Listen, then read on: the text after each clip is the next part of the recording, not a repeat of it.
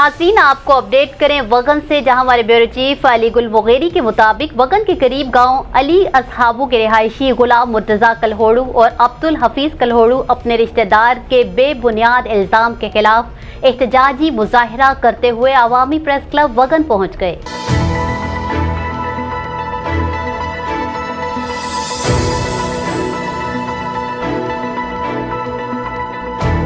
Press conference करते हुए कहा कि हमारे रिश्तेदार जुल्फ़कार कलहोड़ू के मछली फार्म की मछलियां किसी वजह से मर रही हैं और उसका झूठा इल्ज़ाम हम पर लगाकर हमारे खिलाफ झूठी FIR दर्ज करवाते हुए हम पर मछली फार्म के पानी में जहर मिलाने का बेबुनियाद इल्ज़ाम आयद किया गया है।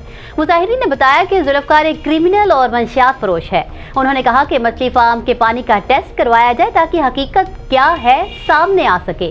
मुजाहिरीन ने SSP कंबर से मुतालिबा करते हुए कहा कि इस संगीन मामले का नोटिस लेते हुए शफाफ इंक्वायरी की जाए और हम मस्कीनों के साथ इंसाफ किया जाए। न्यूज़ स्टूडियो से फिल वक्त इतना ही।